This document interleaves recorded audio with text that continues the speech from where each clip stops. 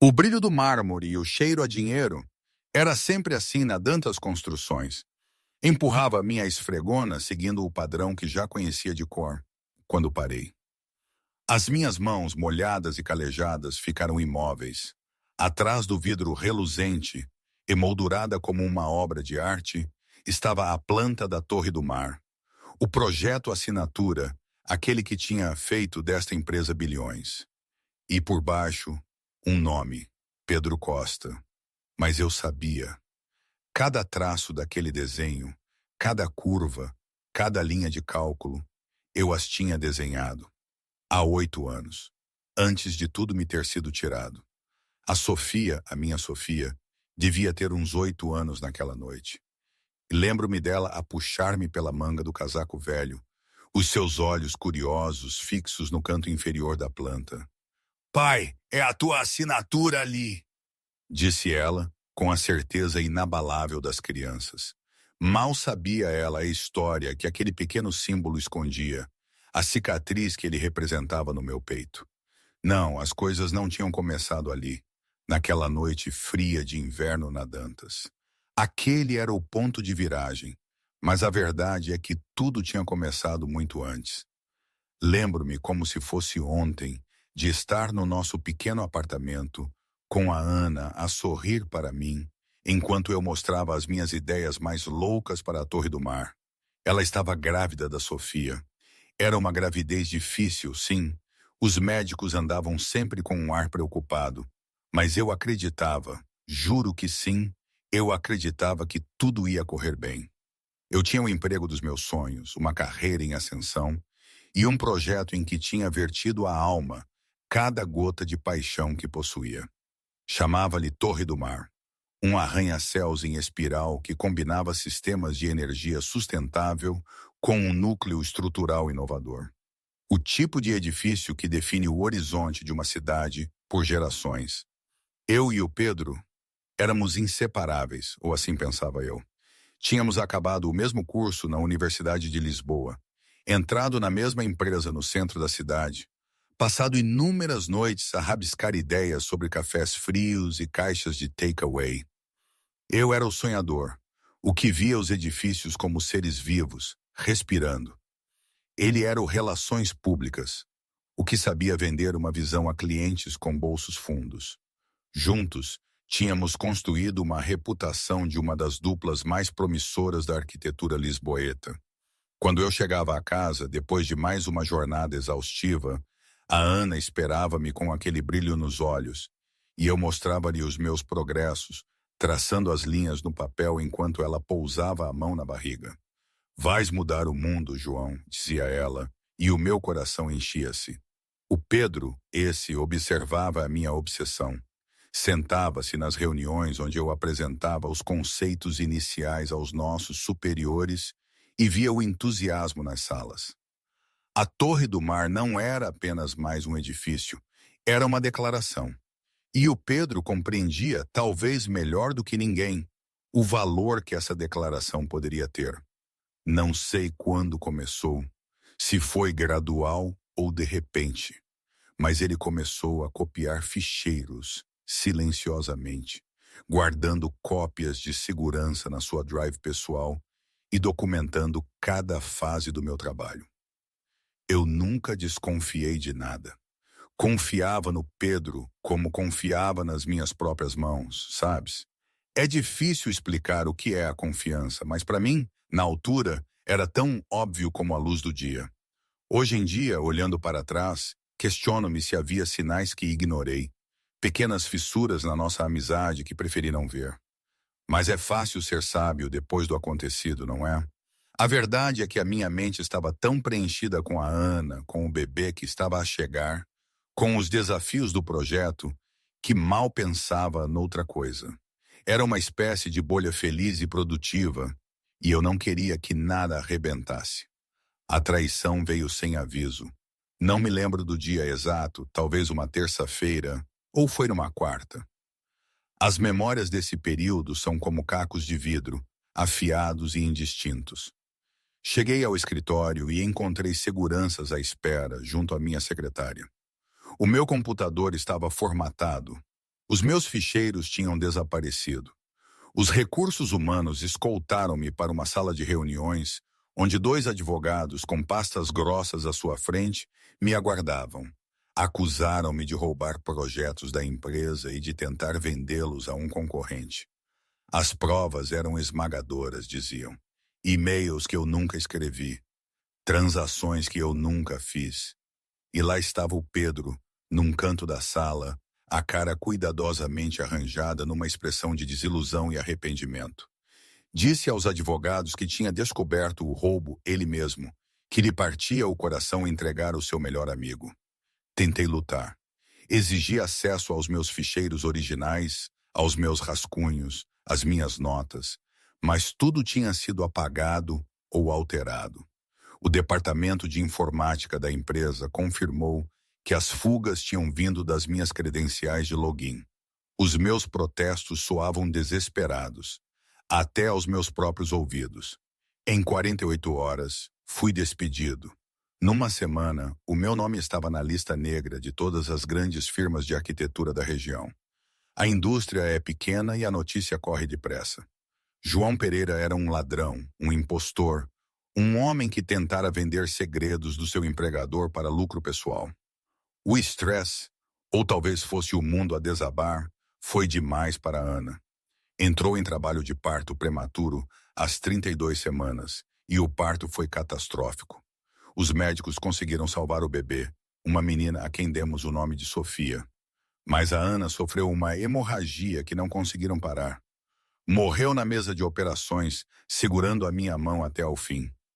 Lembro-me da última coisa que me disse. Para cuidar da nossa filha, para ter a certeza de que a Sofia saberia que era amada. Depois o seu aperto afrouxou, e os monitores apitaram sem parar, e o mundo do João desmoronou-se num silêncio que me seguiria por anos. Depois do funeral vendi tudo. A casa, o carro, os móveis que a Ana escolhera com tanto carinho. Paguei as contas médicas e os honorários legais das minhas tentativas falhadas de limpar o meu nome. O que sobrou mal dava para alugar um pequeno apartamento nos arredores da cidade. Um T1 com manchas de água no teto e radiadores que faziam barulho a noite toda. Aceitei o único emprego que encontrei. Porteiro noturno numa empresa de limpezas comerciais. O trabalho era invisível.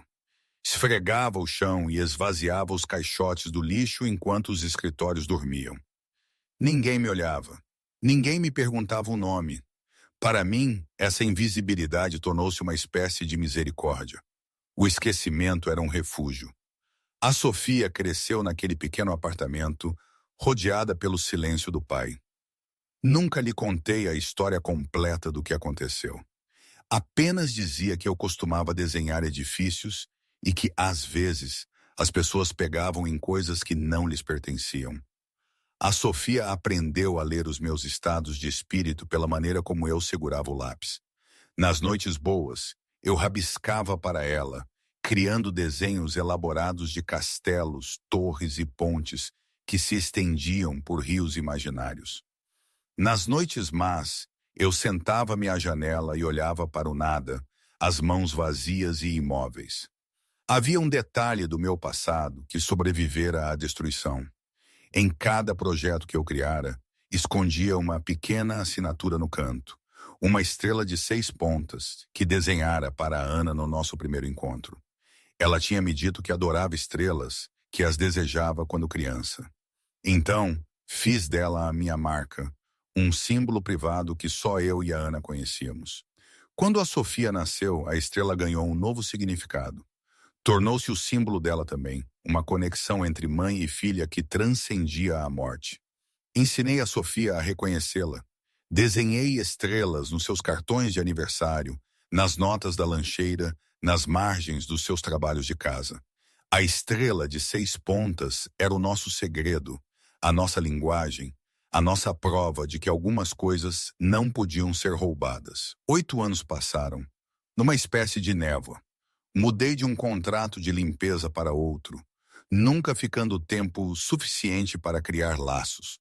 Observava das sombras enquanto o Pedro Costa subia na hierarquia do mundo da arquitetura. Ele deixou a empresa original e juntou-se a Dantas Construções, uma empresa de desenvolvimento gigante que construía arranha-céus por 3 continentes.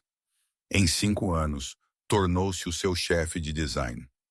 A Torre do Mar, agora acreditada inteiramente a Pedro, ganhou prêmios internacionais e transformou o horizonte de Lisboa. Via fotografias de Pedro a apertar mãos a presidentes de Câmara e CEOs, a aceitar troféus e a fazer discursos sobre inovação e visão. Cada imagem era como uma faca a girar lentamente no meu peito. A injustiça era um peso constante, e eu não conseguia fugir dela, mesmo quando o tentava. Era como ter um espinho cravado na carne que latejava a cada movimento.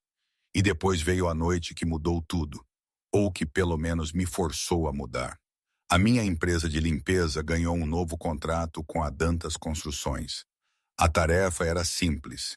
3 porteiros rotariam pela sede corporativa, cuidando dos andares 12 a 20 entre as 22h e as 6 horas. Eu quase recusei o trabalho. A ideia de andar pelos corredores do reino de Pedro fazia-me sentir fisicamente doente. Mas o pagamento era melhor do que a minha rota atual, e a Sofia precisava de sapatos novos para a escola, e as contas de aquecimento do inverno já se acumulavam. Então engoli o meu orgulho e apresentei-me para o meu primeiro turno. O átrio da Dantas Construções era tudo o que eu esperava. Vidro, aço e dinheiro, arranjados com a precisão de uma exposição de museu. Passei o meu cartão pela segurança, registrei-me com o meu crachá de funcionário e dirigi-me ao elevador de serviço. O edifício zumbia com a energia residual da ambição corporativa, mesmo a esta hora tardia. Mantive a cabeça baixa e foquei-me no trabalho. Esfregar os chãos, limpar as janelas, esvaziar os caixotes. Não pensar, não recordar. Mas o átrio tinha outros planos. Na minha terceira noite, notei a vitrine perto da entrada principal. Era nova, instalada em algum momento na semana anterior, com uma iluminação suave que atraía o olhar de toda a sala. Atrás do vidro estava uma planta emoldurada, ampliada e montada como uma peça de arte. A Torre do Mar. A minha mão parou de se mover. A minha esfregona bateu ruidosamente no chão de mármore. Caminhei em direção à exposição como se fosse puxado por uma força que não conseguia resistir. A planta era linda. Cada linha, cada curva, cada anotação, exatamente como eu me lembrava de as ter desenhado. Os cálculos estruturais, os diagramas de fluxo de energia, a escadaria em espiral que serpenteava pelo átrio central como uma fita de ADN. E lá no canto inferior direito, impresso em letras elegantes, projeto de Pedro Costa, chefe de design Dantas Construções. Fixei o nome até a minha visão ficar turva. 8 anos de silêncio, 8 anos a observar das sombras, 8 anos a dizer a mim mesmo que a justiça não existia, que a verdade não importava, que a sobrevivência era suficiente. Tudo desmoronou-se à frente daquela vitrine. Não ouvi a Sofia aproximar-se. A minha filha tinha me convencido a trazê-la naquela noite, prometendo sentar-se quieta na sala de descanso, a fazer os trabalhos de casa enquanto eu trabalhava. Ela tinha 8 anos agora, curiosa e teimosa, e demasiado inteligente para o seu próprio bem. Tinha se escapado da sala de descanso para me encontrar, e agora estava ao meu lado, olhando para a planta com os olhos arregalados. Queria puxá-la, protegê-la desta recordação de tudo o que eu tinha perdido. Mas antes que me pudesse mover, a Sofia apontou para algo no canto do projeto. Segui o dedo dela. Lá, escondido entre as anotações técnicas e as linhas de medida, estava um pequeno símbolo que mais ninguém reconheceria. Uma estrela de 6 pontas, não maior que uma impressão digital, encaixada na sombra da fundação do edifício. Eu tinha a desenhado ali na última noite do projeto original, uma homenagem a Ana e a filha que ainda crescia dentro dela. Nunca contei a ninguém.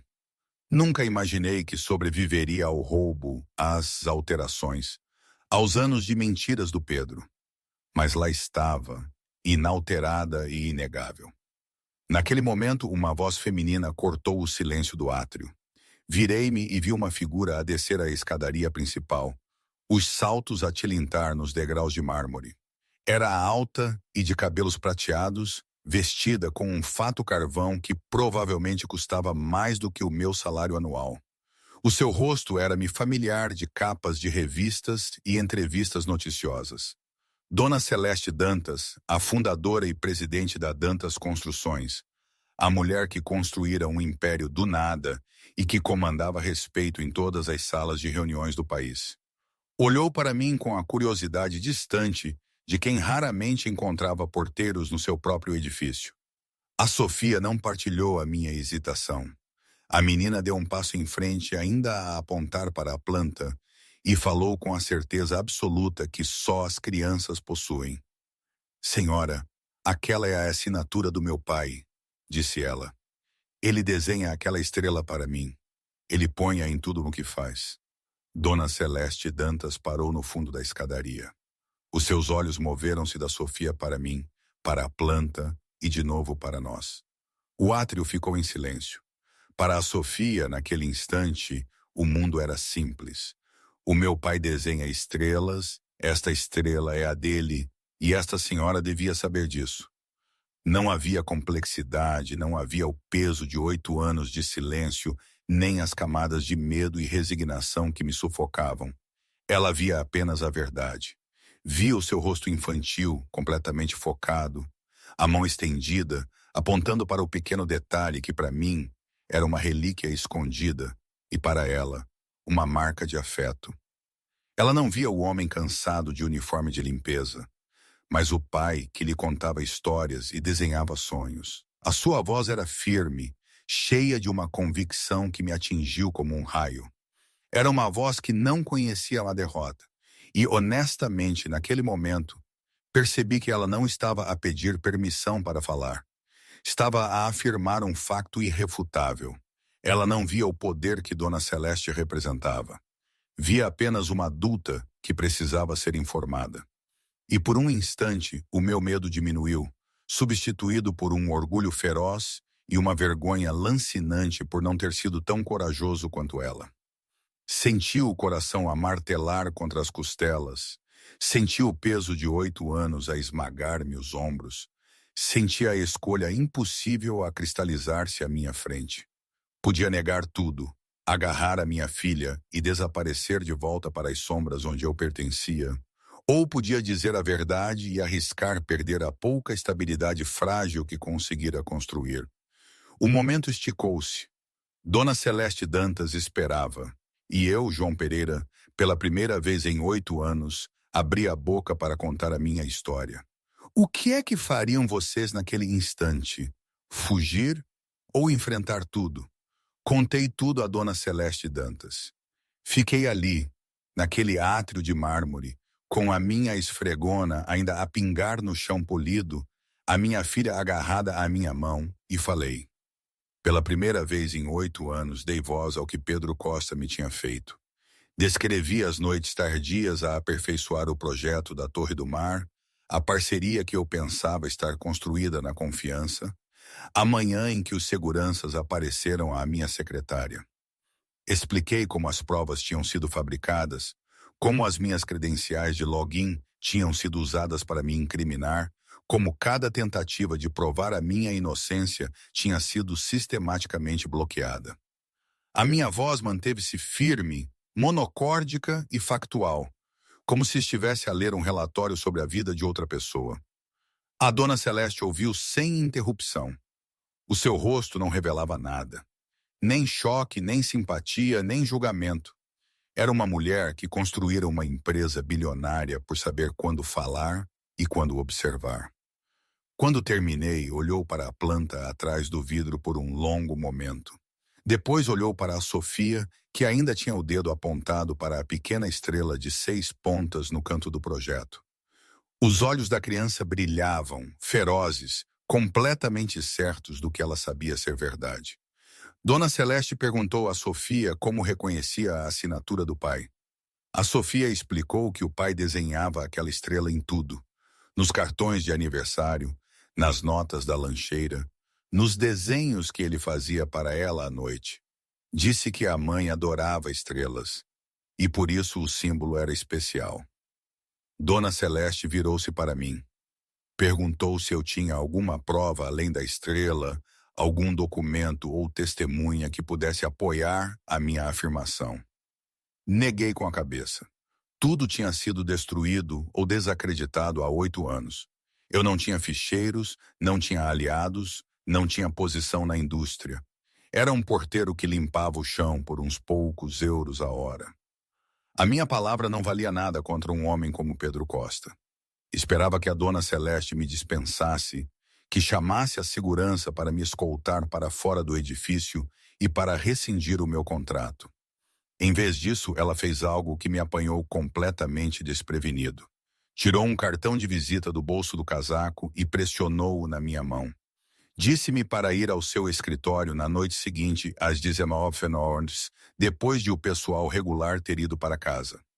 Disse que queria analisar as minhas afirmações pessoalmente, longe dos olhos e ouvidos da empresa. Ah, as voltas que a vida dá. Momentos assim fazem-nos questionar tudo.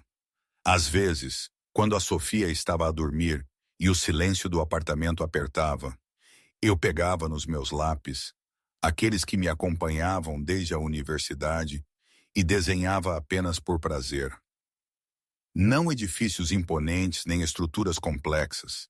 Desenhava gaivotas a voar sobre o Tejo, as casas coloridas de Alfama, ou o rosto sorridente da Ana. Eram momentos de pura evasão, onde não havia pressão, nem roubo, nem a sombra de Pedro.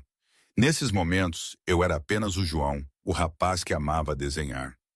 Lembro-me de uma vez, quando era miúdo, de ter passado uma tarde inteira a construir um castelo de areia na praia de Carcavelos.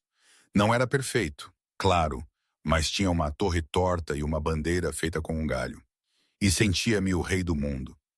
Naquela altura, quando era só eu e a areia e o barulho das ondas, a criação era uma alegria simples. Era essa a sensação que me faltava e há tanto tempo, a pureza do ato de fazer algo com as próprias mãos, sem segundas intenções. E ter a Dona Celeste ali, com aquele cartão, de certa forma reacendeu essa memória. Passei o dia seguinte num estado de pânico controlado. Deixei a Sofia na escola, voltei para o nosso pequeno apartamento e sentei-me à mesa da cozinha a olhar para o cartão de visita da Dona Celeste. Parte de mim queria atirá-lo fora e esquecer que a conversa alguma vez tinha acontecido. Eu sobrevivera 8 anos mantendo-me invisível, aceitando as minhas perdas, focando-me apenas em manter a Sofia alimentada e abrigada. Reabrir a ferida parecia perigoso, talvez até imprudente. Mas outra parte de mim, uma parte que eu pensava ter morrido há muito tempo, lembrava-se de como era criar algo significativo. Lembrei-me do rosto da Ana quando lhe mostrei os rascunhos da Torre do Mar. Lembrei-me da voz dela a dizer que eu ia mudar o mundo. Olha, confesso, é uma situação completamente absurda quando paro para pensar. Um gajo que limpa sanitas e varre o chão de noite, de repente, é convidado para o escritório da CEO de uma das maiores empresas de construção do país. É daquelas coisas que só vemos nos filmes, não é? Na altura, parecia que estava a viver uma novela. Perguntava-me se ela estava a brincar comigo ou se aquilo era algum tipo de teste cruel. Eu, um homem que passava despercebido, um fantasma nos corredores, de repente no centro das atenções da Dona Celeste Dantas. Parecia irreal. Estava ali, com o coração a mil, o cartão dela na mão e a mente a andar à roda. É que eu não me sentia o tal homem corajoso ou o arquiteto brilhante de outros tempos. Sentia-me um bocado estropiado. Será que ela ia ver através de mim? Será que ia ver só o porteiro ou o homem que eu tinha sido? No fundo, achava que era demasiado bom para ser verdade. Aquela sensação, sabes? Mas a verdade é que, no meio de todo o medo, havia uma pequena chama de esperança. Uma chama que eu pensava ter apagado. E talvez, só talvez, fosse mesmo verdade. Não sei. Seja como for, voltando à história. Naquela noite, tratei para uma vizinha ficar com a Sofia e voltei a Dantas Construções. O segurança da recepção verificou o meu nome numa lista e indicou-me o elevador executivo. Subi sozinho ao último andar, o meu reflexo a encarar-me das portas de metal polido. Parecia velho. O meu cabelo estava grisalho nas têmporas, e rugas profundas emolduravam os meus olhos e boca. O homem que outrora comandara equipas de design e apresentara propostas a conselhos de administração estava enterrado em algum lugar debaixo da exaustão e da derrota. E eu perguntava-me se a dona Celeste Dantas conseguiria ver, para além do uniforme de porteiro, o arquiteto que eu ainda era, lá no fundo. O escritório da dona Celeste ocupava todo o canto noroeste do edifício, com janelas do chão ao teto que davam para o horizonte da cidade. A Torre do Mar era visível à distância, a sua silhueta espiral distinta e iluminada contra o céu noturno. A dona Celeste estava sentada atrás de uma mesa enorme coberta de documentos, os óculos de leitura pousados no nariz. Fez um gesto para que me sentasse na cadeira à sua frente. Entre nós estava uma pasta grossa, o seu conteúdo espalhado pela mesa em filas organizadas. Reconheci alguns dos papéis imediatamente. Especificações de design, atas de reuniões, transcrições de e-mails. O meu estômago apertou-se quando percebi o que ela tinha feito. A dona Celeste explicou que passara o dia a recolher registros dos arquivos da empresa. A Dantas Construções tinha adquirido muitos dos primeiros projetos de Pedro Costa quando o contratara há 8 anos, incluindo a documentação original da Torre do Mar. Grande parte dela fora digitalizada e arquivada, intocada por anos. Mas algo naqueles registros sempre a incomodara. O trabalho de design atribuído a Pedro mostrava um nível de criatividade e inovação técnica que não correspondia aos seus projetos subsequentes. Pedro era um gestor competente e um vendedor talentoso, mas os seus edifícios posteriores careciam da originalidade que tornara a Torre do Mar tão notável. Dona Celeste tinha se questionado sobre essa discrepância por muito tempo. Agora, tinha uma possível explicação. Mostrou-me os documentos um a um. Os ficheiros originais do projeto estavam 2 contribuidores, Pedro Costa e João Pereira. Mas o meu nome fora removido de todas as versões subsequentes, apagado das atas de reuniões, dos créditos de design e das submissões a prêmios. A alteração era subtil, mas consistente, como se alguém tivesse sistematicamente apagado a minha existência do registro histórico. Mais significativamente, Dona Celeste encontrara uma cópia de segurança do rascunho de design mais antigo, criado antes do alegado roubo. Os metadados do ficheiro mostravam que fora gerado na minha estação de trabalho, numa altura em que Pedro estava documentado como estando a viajar para uma apresentação a um cliente noutra cidade. A prova era circunstancial, mas sugestiva. Levantava questões que mereciam respostas. Sentia algo a mudar dentro do meu peito, uma fenda na parede que eu construíra em torno de mim. Durante 8 anos, disseram-me que as minhas acusações eram infundadas, que a minha memória não era fiável, que eu era um ladrão desonrado, agarrado a desculpas. Ver o meu nome naqueles documentos originais, ver a prova de que eu tinha existido naqueles ficheiros, fez-me sentir real novamente. Perguntei à dona Celeste por que estava a fazer aquilo, porque arriscaria a reputação da sua empresa para investigar alegações feitas por um porteiro. Ela tirou os óculos e olhou-me diretamente nos olhos. Disse-me que construíra a Dantas Construções sobre uma base de integridade, que cada contrato e cada parceria dependiam da confiança. Se Pedro Costa tivesse roubado o trabalho de alguém e construído a sua carreira numa mentira, então toda a empresa estaria comprometida. Precisava de saber a verdade, não por mim, mas por si mesma. A investigação expandiu-se nas semanas seguintes. Foi uma fase um bocado confusa para mim, para ser sincero. Lembro-me vagamente de reuniões com advogados e pessoas sérias de aspecto duro, mas os dias eram uma neblina. Ou foi numa segunda? Não, acho que já era meio da semana. A dona Celeste trouxe uma pequena equipa de conselheiros de confiança, incluindo um contabilista forense e um detetive reformado especializado em fraude corporativa. Trabalharam discretamente, revendo documentos e entrevistando antigos funcionários da minha antiga firma. O quadro que emergiu era incriminador.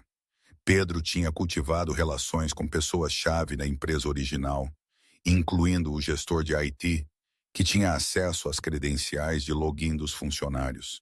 Tinha manipulado provas, plantado pistas falsas e orquestrado a minha demissão com uma frieza cirúrgica.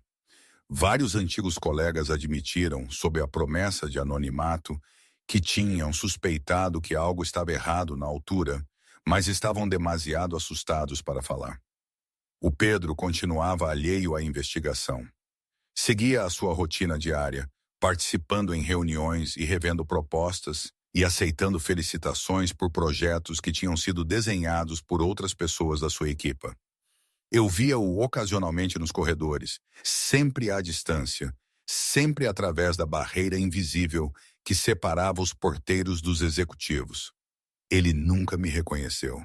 A transformação de arquiteto confiante para trabalhador de limpeza curvado era aparentemente completa o suficiente para servir de disfarce. Senti uma estranha mistura de alívio e raiva cada vez que os nossos caminhos se cruzavam. Parte de mim queria confrontar o Pedro diretamente, agarrá-lo pela gola e exigir reconhecimento, mas a dona Celeste tinha me pedido para esperar, para deixar as provas acumularem-se até que o nosso caso fosse inegável. A espera foi mais difícil do que eu esperava. Voltava para o meu apartamento todas as noites e olhava para a Sofia a dormir na sua cama pequena, o rosto tranquilo e confiante. Ela sabia que algo estava a acontecer. Conseguia sentir a mudança na minha energia, a forma como parecia mais alerta e menos distante. Perguntou-me uma vez se a Senhora da Estrela nos ia ajudar. Eu não sabia como responder. Disse-lhe que, às vezes, a verdade demora muito tempo a vir ao de cima, mas isso não significa que deixe de ser verdade. A Sofia acenou com a cabeça solenemente, como se compreendesse algo profundo que eu mesmo ainda lutava para entender. O ponto de ruptura surgiu 6 semanas após o início da investigação. A equipa da Dona Celeste descobriu uma conta oculta que Pedro usara para pagar ao gestor de IT, que tinha manipulado as provas há 8 anos. Os pagamentos tinham continuado por anos, depósitos pequenos, mas regulares, que sugeriam chantagem contínua ou seguro contra a exposição. Confrontado com esta prova, o gestor de IT desabou e deu uma confissão completa. Detalhou exatamente como Pedro o tinha abordado, como tinham plantado os e-mails e transações falsos, como tinham apagado os seus rastros. A confissão foi gravada e autenticada. O caso contra Pedro Costa era agora inabalável. A Dona Celeste agendou uma reunião especial do Conselho de Administração da Dantas Construções. Não lhes disse o propósito da reunião, apenas que dizia respeito a um assunto de urgente integridade corporativa.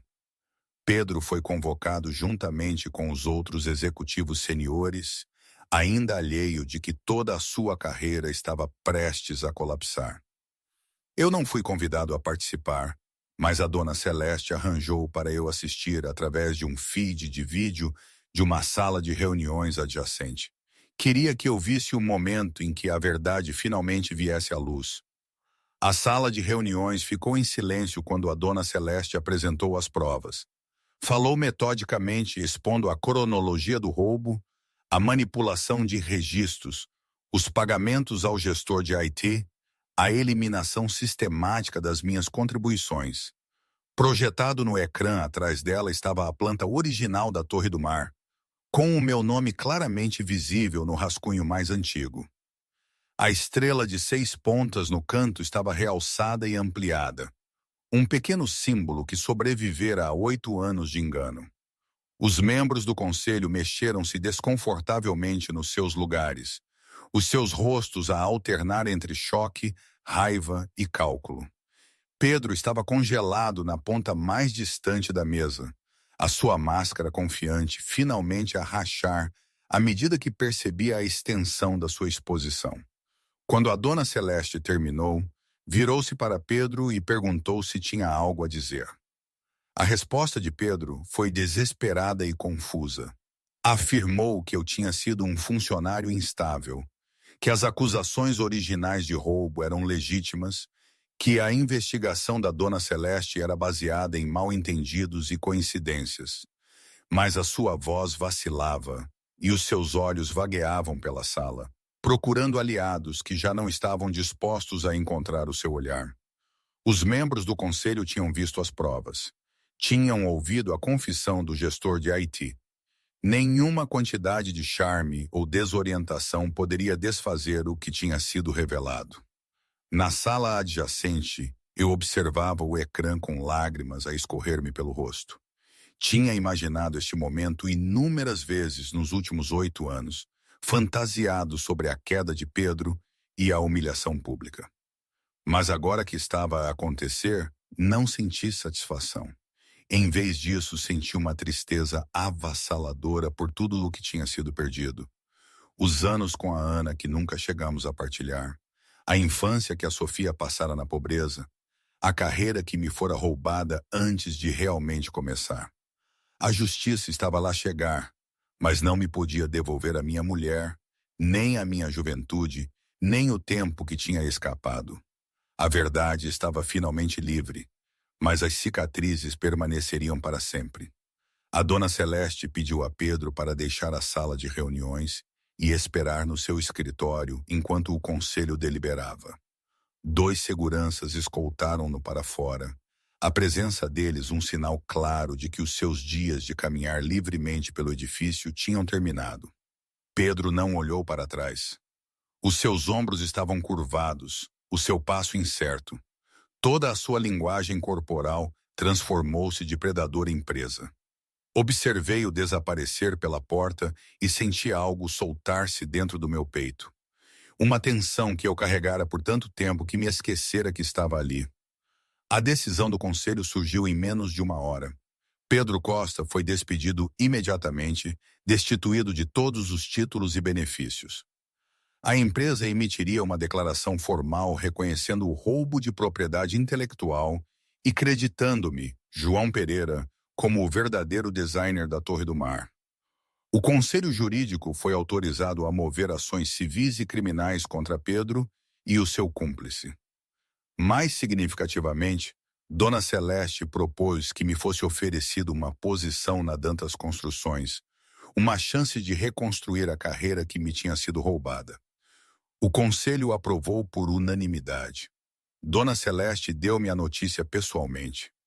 Encontrou-me ainda sentado na sala de reuniões, a olhar para o ecrã em branco onde o rosto de Pedro tinha estado momentos antes. Sentou-se ao meu lado e falou calmamente sobre o que aconteceria a seguir. O anúncio público, os processos legais, a oferta de emprego. Eu ouvia, mas a minha mente estava em outro lugar. Estava a pensar na Ana, na noite em que lhe mostrei pela primeira vez os rascunhos da Torre do Mar, e ela sorriu e disse que eu ia mudar o mundo. Estava a pensar na Sofia, adormecida no nosso apartamento apertado, a sonhar com estrelas. Estava a pensar nos 8 anos que passara em silêncio, convencido de que a verdade não importava, que a justiça era uma fantasia para pessoas que podiam pagar por ela. Eu estava enganado. A verdade importara o tempo todo. Apenas precisava de alguém corajoso o suficiente para dizer em voz alta.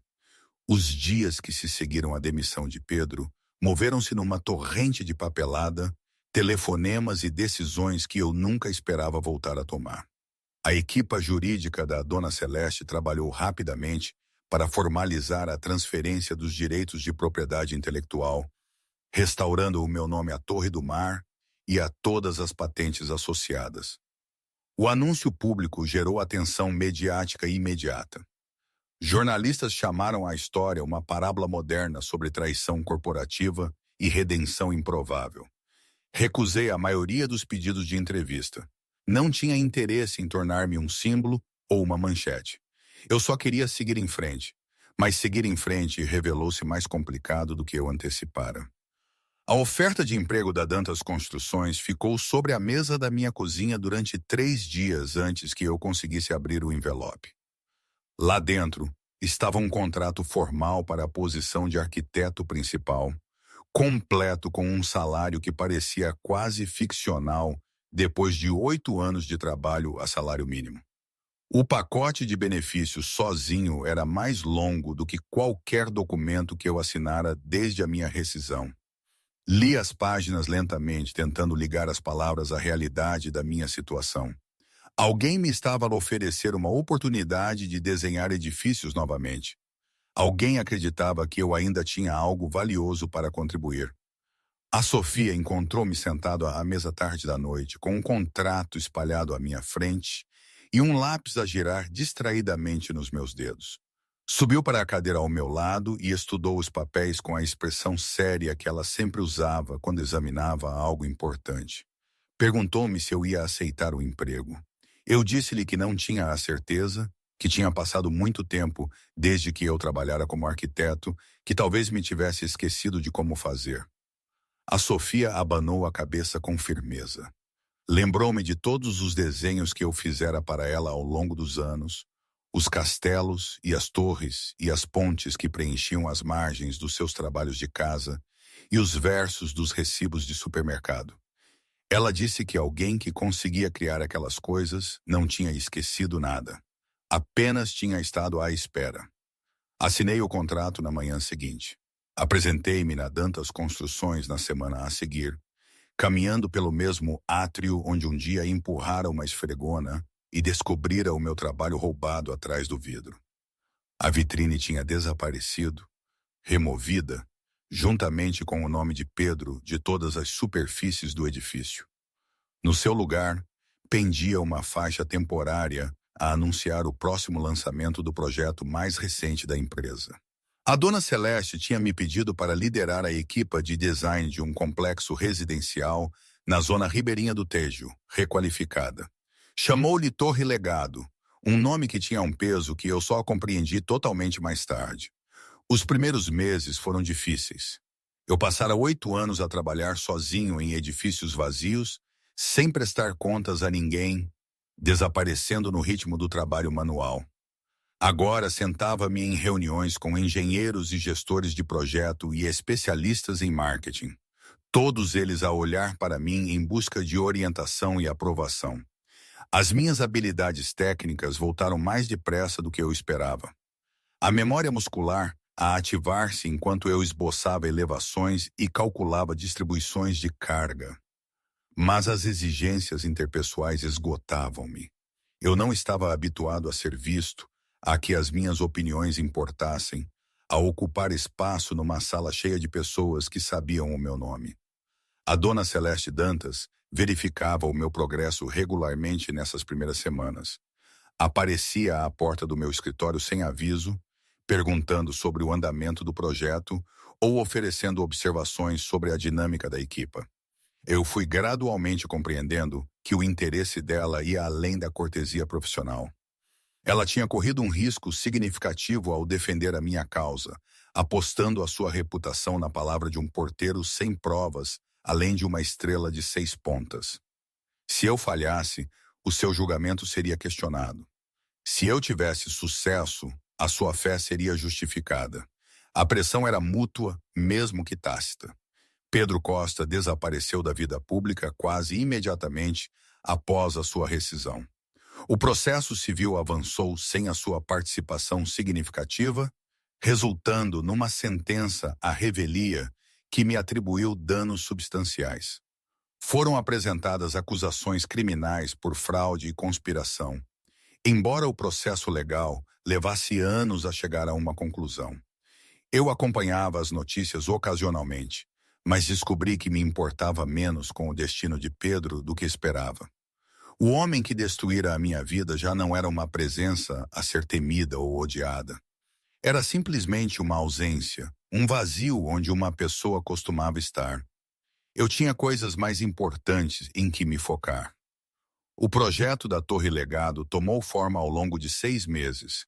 Eu inspirei-me nos mesmos princípios que tinham guiado a Torre do Mar, sistemas sustentáveis e estruturas e espaços inovadores que se sentiam vivos, em vez de meramente funcionais.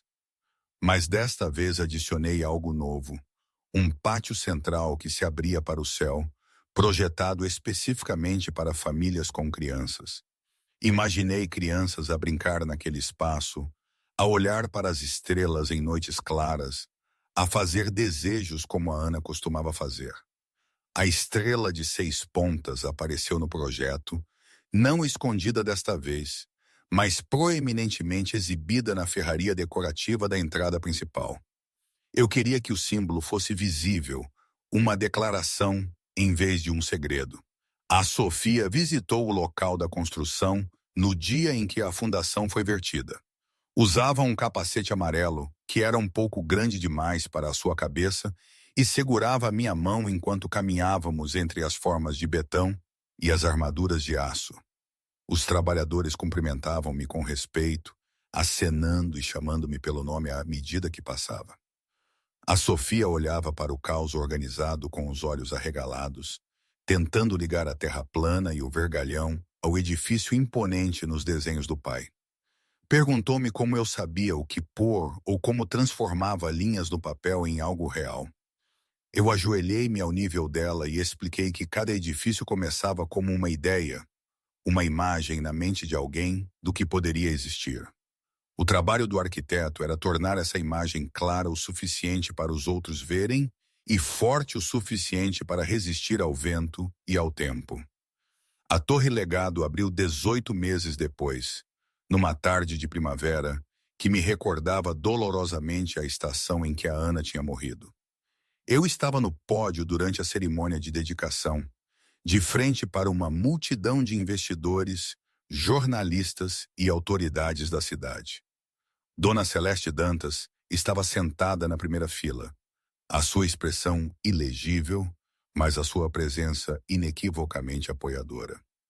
A Sofia sentava-se ao lado dela, vestindo um vestido novo que tínhamos escolhido juntos na semana anterior.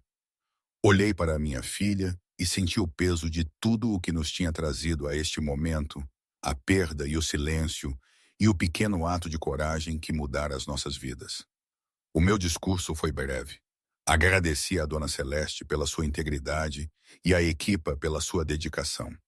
Reconheci os anos de dificuldade sem me demorar neles, mencionando apenas que o caminho até este dia tinha sido mais longo do que a maioria. Depois disse algo que surpreendeu até a mim mesmo. Dediquei o edifício à minha falecida esposa, Ana, que acreditava nas estrelas e em mim, e à minha filha, Sofia, que herdara a coragem da mãe e a teimosia do pai. Disse que a estrela de 6 pontas na entrada não era apenas uma assinatura. Era um lembrete de que a verdade, por mais pequena ou escondida que seja, tem uma maneira de encontrar a luz. Após a cerimônia, eu caminhei pelo edifício concluído com a Sofia ao meu lado. Exploramos o pátio, testamos os parques infantis, andamos nos elevadores até ao último andar e olhamos para a cidade espalhada abaixo de nós.